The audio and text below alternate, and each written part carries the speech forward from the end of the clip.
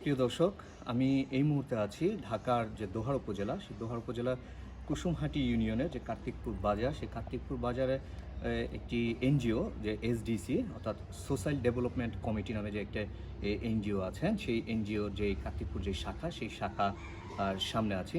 আসলে আপনাদেরকে জানাবো এরকম একটি বিষয় যে এই কিছু কিছু এনজিও যে বেপরোয়া গতি কিংবা বেপরোয়া যেই গ্রাহকদের প্রতি যে মনোভাব, সেই ওই মনোভাব নিয়ে যে সাধারণ মানুষ যে ভুক্তভোগী হচ্ছেন, সেই কিছু চিত্র আপনাদেরকে তুলে ধরবো যে এখানে ঋণ নেওয়ার পরে যে সাধারণ মানুষ কিভাবে এদের মাধ্যমে যে প্রতারিত হচ্ছে কিংবা সামাজিকভাবে হেয় এবং আর্থিকভাবে ক্ষতিগ্রস্ত সহ মানসিকভাবে ক্ষতিগ্রস্ত হচ্ছে, তেমনই একটি বিষয় আপনাদের সামনে তুলে ধরার চেষ্টা করব। এই এসডিসি এই কার্তিকপুর শাখা থেকে মাহমুদপুর ইউনিয়নের এক ব্যক্তি ঋণ গ্রহণ করেন 4 লাখ টাকা। আমরা তার সামাজিক যেই অবক্ষয় বা সামাজিক যেই সমস্যা, সেটা রোধে তার নাম পরিচয়টি গোপন রাখতে বাধ্য হচ্ছি। সেই ভুক্তভোগী এক নারী এখান থেকে 4 লাখ টাকা তার স্বামীকে বিদেশে ব্যবসার জন্য এখান থেকে 4 লাখ টাকা ঋণ গ্রহণ করেন প্রায় 1.5 বছর আগে।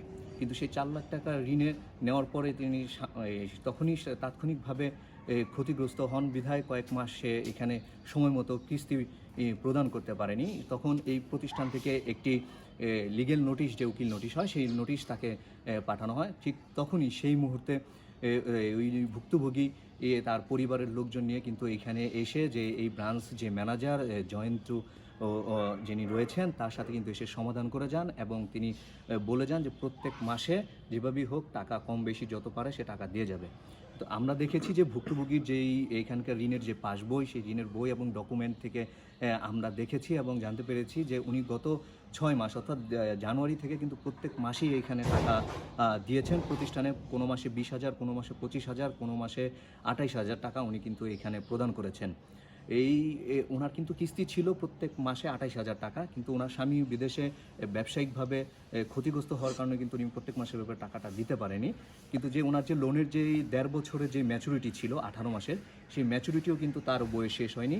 কিন্তু সবচাইতে দুঃখজনক বিষয় হচ্ছে, পরিতাপের বিষয় হচ্ছে যে গত মাসেও তিনি কিন্তু 20,000 টাকা দিয়েছেন। সেই 20,000 টাকা দেওয়ার পরেও কিন্তু এই প্রতিষ্ঠান তার নামে একটি এনআই অ্যাক্টের মামলা করেছিল। যেহেতু এখান থেকে ঋণ গ্রহণের পূর্বে প্রতিষ্ঠানে ব্লাইন্ড চেক জমা দিয়ে কিন্তু টাকা গ্রহণ করতে হয়, আর এই ব্লাইন্ড চেক জমা রেখে টাকা নেওয়াটা বিধি কিন্তু ওরকমভাবে এনজিও আইনে নেই। তারপরেও কিন্তু এই এনজিও প্রতিষ্ঠানের লোকজন কিন্তু টাকা ঋণ যখন প্রদান করে, ঋণ যখন গ্রহীতারা গ্রহণ করে, তখন তাদের কাছ থেকে এক বা একাধিক চেক কিন্তু তারা গ্রহণ করে থাকে, এক বা একাধিক চেক গ্রহণ করে থাকে। সেই চেকেই কিন্তু তারা এরকম করেছে মামলাটা, এই ভুক্তভোগী নারীর নামে কিন্তু এই মামলাটা করেছে। গত মাসে 20,000 টাকা দেওয়ার পরও এই মাসে আগস্টের কিন্তু আমরা যতটুকু জেনেছি, আগস্টের 6 তারিখে হঠাৎ করে কিন্তু একটি ওয়ারেন্ট সেই ভুক্তভোগীর নামে আসে এবং দোহার থানার যে পুলিশ, সেই ওয়ারেন্টের ভিত্তিতে কিন্তু তাকে রাতে সেই ভুক্তভোগীকে কিন্তু ধরে নিয়ে যায় এবং তাকে বিজ্ঞ আদালতে প্রেরণ করা হয়।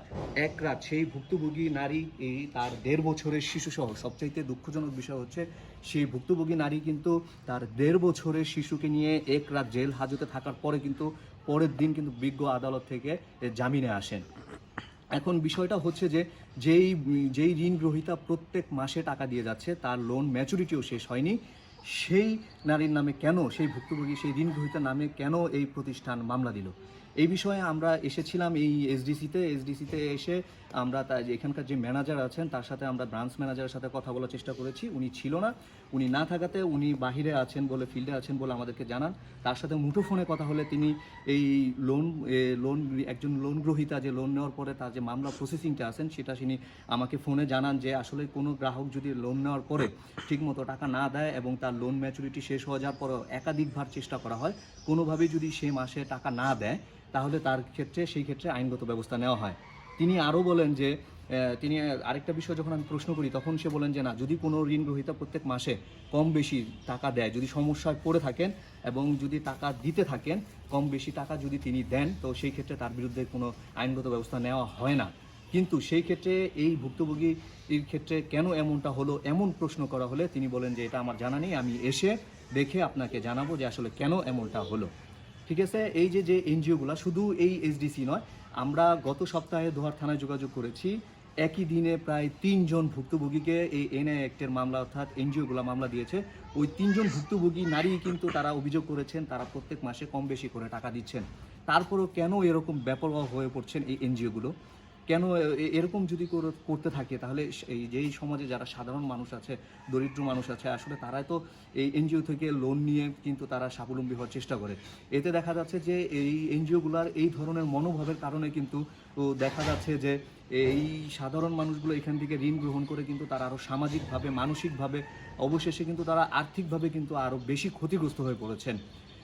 আমরা এইখানে যেই আছে যে দোহার উপজেলার আমরা কয়েকজনের সাথে কথা বলেছি, বিশেষজ্ঞ কয়েকজনের সাথে যারা সামাজিক সচেতন আছেন, নাগরিক, তাদের সাথে কথা বলেছি এই বিষয়গুলো নিয়ে, যে আসলে এনজিওগুলো এইভাবে একজন ঋণ গ্রহীতার বিরুদ্ধে কোনো আইনগত ব্যবস্থা নিতে পারে কিনা।